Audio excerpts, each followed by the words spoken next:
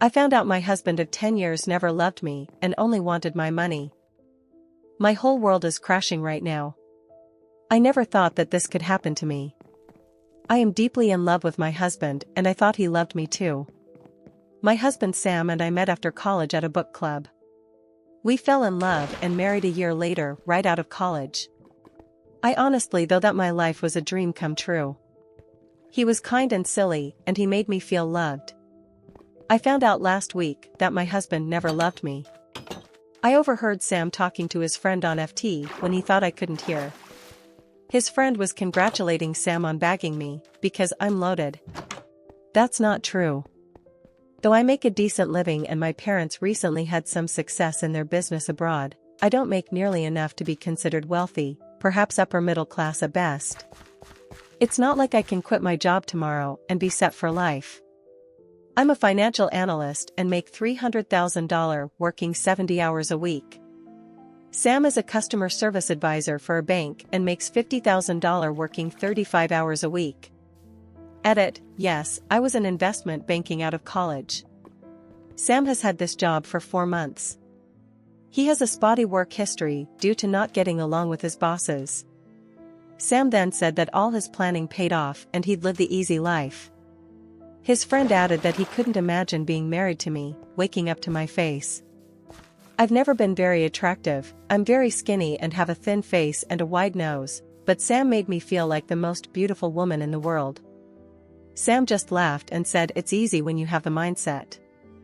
I pretended I didn't hear and went back upstairs and just lied in bed.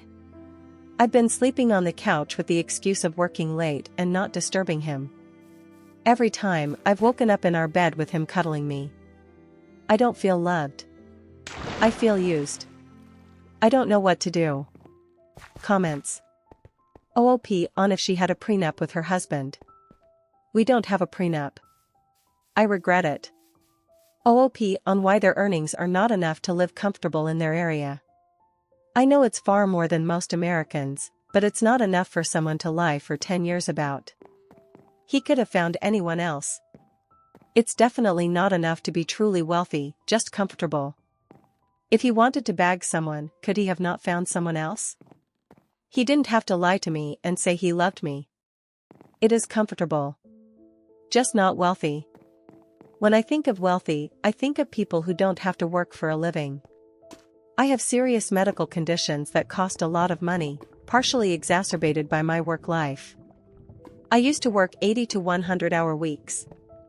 Plus, I had been paying off my husband's student loans of $80,000 as well as our mortgage. I do not have student loans, because I, thankfully, earned a scholarship. I grew up in poverty on food stamps and I'm terrified of going back to that life. Edit, and his credit card debt. OOP responded to multiple Redditors telling her to divorce her husband as he was using her. I have honestly resigned myself to a life alone if I do divorce my husband. No one has expressed any interest in me. The only time I was asked out was as a joke. I had a friend in college who shared my interests and my hobbies and was fun. I was in love with him. I was short and very skinny, and he was my height and quite chunky, and we had a in-group nickname based on that. When our friends would say we looked like a couple, he would make gagging noises and say it's disgusting, but in a joking way. When I got the courage to ask him out, he laughed himself sick. Edit, I am unattractive and have serious health conditions. I am statistically unlikely to find another husband. It's alright. I'd rather be alone than with someone who doesn't love me. OOP on how she got a job at 19 and earning so much. I graduated at 19 and had a very well-paying job. To the tune of 6 figures. I grew up in poverty on food stamps, so this was a dream for me. My parents only very recently had success with their business back in their home country. We are immigrants. Sam was kind of broke because of bad financial habits. He had been financially cut off from his parents who were middle class. He had $80,000 of student loans, I've paid off over half, and $20,000 of credit card debt, which I've also paid off. Update. Last night I came home late and my husband was waiting for me. He had been blowing up my phone for the entire day, spamming me with accusing, but not untrue messages. The conversation did not go well. He accused me of avoiding him, which was true. I just couldn't look at him. I used work as an excuse. He said I was withholding affection from him. He also accused me of being unfaithful to him, which was never true. I have a new coworker who just started approximately 2 weeks ago, and Sam was convinced I was having an affair with them. I told him I didn't even know that coworker. How could I have an affair? I finally told him about what I overheard and how hurt I was. His response was to deny ever having that conversation and deny ever saying anything. He told me I probably misheard something or hallucinated due to stress. I received several very helpful messages about a post my husband might have made. Though some of the details don't match up, most of it do: our salaries, the time we've been married, the couch thing, and I asked him if he wrote the Reddit post. He told me he doesn't do Reddit but didn't outright deny making the post and asked me what I was doing on my phone all day for the past few days, which was reading all your messages on this throwaway. I told him that, and he looked incredibly upset. I told him that what he did really hurt me, and he still insisted it never happened. I asked him if he ever loved me, and he said, "Don't be stupid, of course I do. You're the one cheating on me." I told him I never cheated on him. It felt like the conversation was going in circles. I brought up the possibility of a postnup, and he scoffed and said he didn't want to divorce. If I tried to divorce him, he had a right to a lot of alimony. That part is true. Our state has strong alimony rights for spouses with salary differences. He only had his job for a few months, and it's the highest paying one he has had. He said, "Who's going to take care of you when you're sick if you try to divorce me?" I asked him if he ever lied to me or hid things from me, and eventually he admitted that the way we met wasn't an accident. He knew who I was and that I would be there, and pretended to stumble into me as an excuse to make conversation. I demanded counseling as a first step, and to my surprise, he agreed. At that point, I was getting a splitting headache, not a migraine, which I also get often. I went to bed and he gave me a glass of water and medicine, and we just didn't bring it up. I took today off work because I feel burned out. I don't feel like anything is resolved. Now I doubt myself and everything I heard. If I truly didn't hear that, then I blew up my marriage for nothing. If he did say that and he's capable of lying for 10 years, then why would I stay with him? At least we're getting marriage counseling and therapy for myself. Excuse me for the numerous typos and grammatical errors. I'm exhausted. Update 2. I've been waffling between writing this post and not, since I think my husband has been reading my posts. I've already deleted it twice. But he thinks Reddit is a waste of time, and the outpouring of emotional support I get here outweighs him reading the thread. We've had a few short, but devastating conversations since then. Based on Reddit advice, I tried to get evidence that he was with me for my money. After my husband reluctantly admitted that we didn't meet on accident, I pushed and found out the reason he pursued me is that I'm stable and I would do everything for him and never leave him. His birth mother left when he was young, leaving his family very poor until his grandfather died.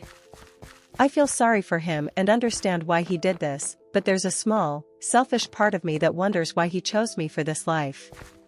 I thought I recorded him, but nothing shows up in my phone. It doesn't matter, since we are in all-party consent state. Sometimes I wonder if I was blind. Sam is far more attractive than me, though my own preference tends to lie in the unconventional. I should have realized he is not attracted to me and that it was one-sided love. I am not beautiful compared to other women, and when I try to wear makeup or fashionable clothes, I can tell he is not impressed.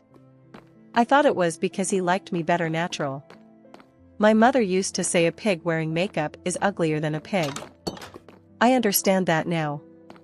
That's partially the reason why I could not stand pretending everything was alright. My love language is touch. I constantly like to hug him or hold his hand or stroke his back or pet his hair. Knowing that he only tolerates my touch horrifies me. I don't want to be the source of someone's discomfort. I am also ashamed of being so vulnerable, knowing that he hates who I am and the way I look, knowing that he has seen me in my most vulnerable moments. I don't want to be a burden. After one night where I locked myself in the bathroom and slept in the bathtub, he hasn't been moving me from the couch. I think the reason he moved me is to pretend our life hadn't changed rather than any real concern for me. That's why he complained about me withholding affection. I went back to work and continued the routine I had done for a few weeks, working as much as possible until I had to go home. I cried a lot at work. I passed out at work one day, and when I woke up, my boss told me to go home. He was angry. I tried to drive home, but I still felt woozy, so I parked in a car and fell asleep. I was awoken by a police officer who gave me a warning for sleeping in a car. Apparently, that's a red flag for DUIs. I drove home and Sam was furious. He somehow had known that I was sent home early. He demanded to know who I was with. I told him the truth. Sam has been sweet to me since. He hasn't taken off work and he only does about an hour of real work a day, which strangely makes me envious of my own husband. Sam has been making sure I rest, making all our meals, and doing the chores. My work has demanded that I take off at least 2 more weeks of sick leave since my episode at the office. However, they are also simultaneously making me do work, and implied that my performance bonus will be impacted by my stunt. If I divorce my husband, the consequences will be beyond me losing the love of my life. My parents will cut me off from our family. They will not let me see my grandparents ever, who are in very delicate health. My grandparents raised me as a child when I was sent back to live with them in our home country. My family would not be surprised if Sam divorces me.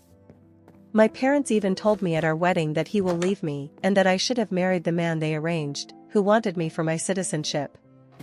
I will not have any support. In a feverish state, I once offered to give him all of my savings and pay alimony for life if he filed for divorce, and he told me to shut up and sleep. I don't know what conditions I can set for the divorce. I'm losing my husband, I'm losing my grandparents, maybe even my job. What do I do? Update 3. Before marriage counseling, I found out husband hid that he had borderline personality disorder. My husband Sam and I agreed to marriage counseling to see if we could save our marriage. This is an out-of-pocket expense. Before we could go to our first session, we had to fill out several forms and questionnaires. One question asked about any diagnoses we had. My husband revealed that he had been diagnosed with borderline personality disorder and relationship obsessive-compulsive disorder 2 years ago. I knew he went to a psychiatrist/neuropsychologist, but he just said they found nothing and there was nothing wrong with him. I was shocked, because he never told me. When I asked why he would hide this from me, he said that it was his medical history and I couldn't leave him for something not under his control. Sam is not in therapy. Obviously, I would have supported him and gotten the help he needed.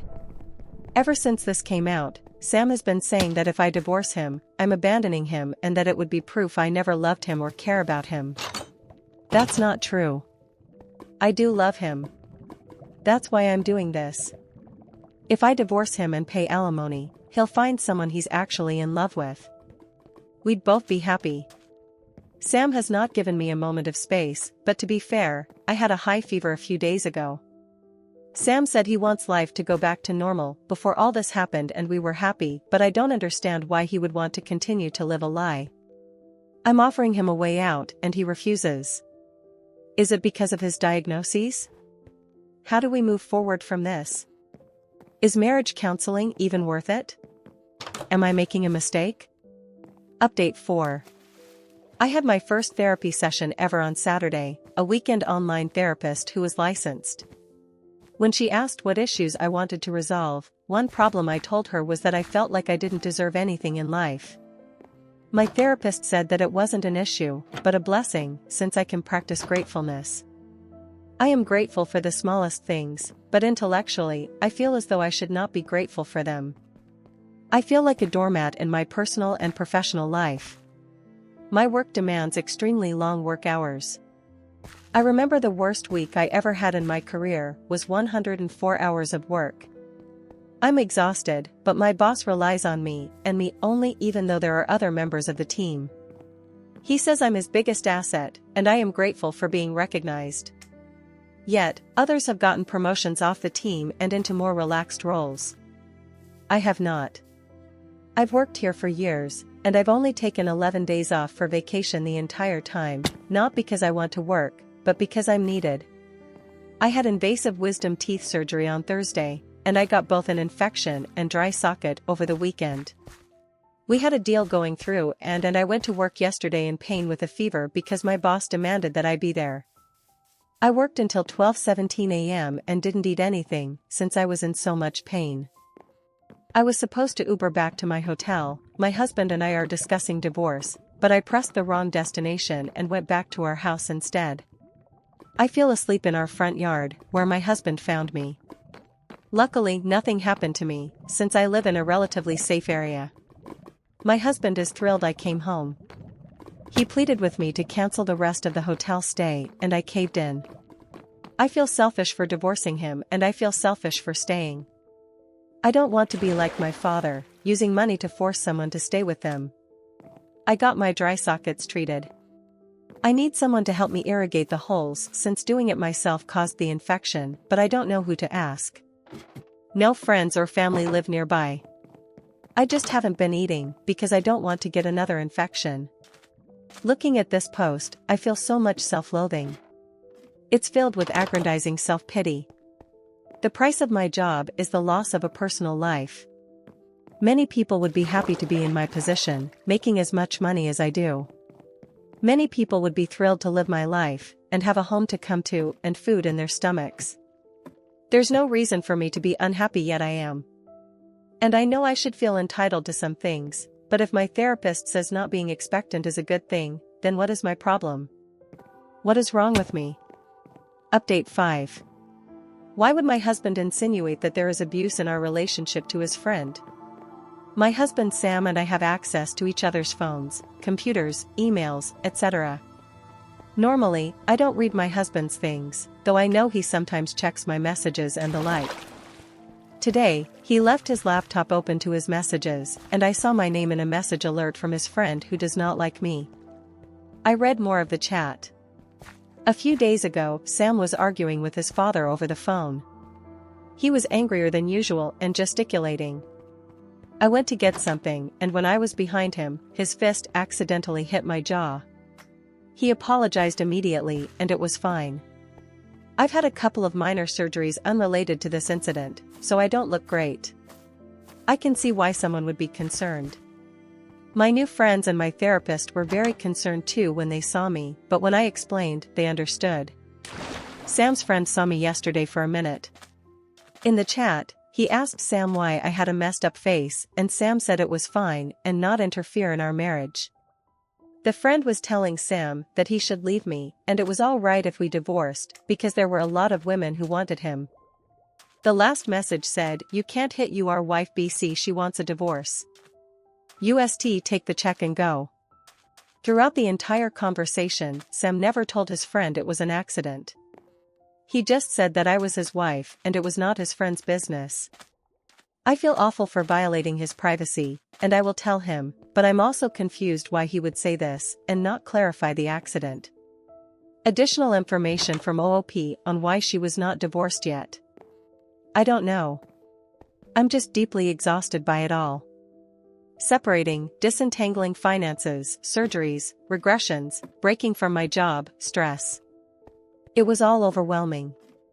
My wonderful therapist has told me to break down my problems into simple steps, and if I'm too exhausted to act, to just let it be for now and gather up my strength for the next thing. I just had an abdominal hysterectomy, and right now recovery is my next hurdle. I'm in pain, but I'm hopeful. My husband has been doing everything around the house. I can't lift most things, and it hurts to be too active. He works. He cleans. He has learned to cook some surprisingly complex meals that I like. He irrigates my sockets, because they haven't fully healed and I can't see properly. That was how I got an infection. He helps me shower. While he does things like this, it makes me feel guilty for wanting to divorce him. It makes me think he blames himself for accidents like in the post. That he does love me. But then I remember the fact that he doesn't have any photos of me on his phone and that he admitted he didn't love me at first and other silly things, and I just wonder why we can't live apart happily. That's where the story ends. Please consider subscribing to keep up to date on this post and other daily Reddit content.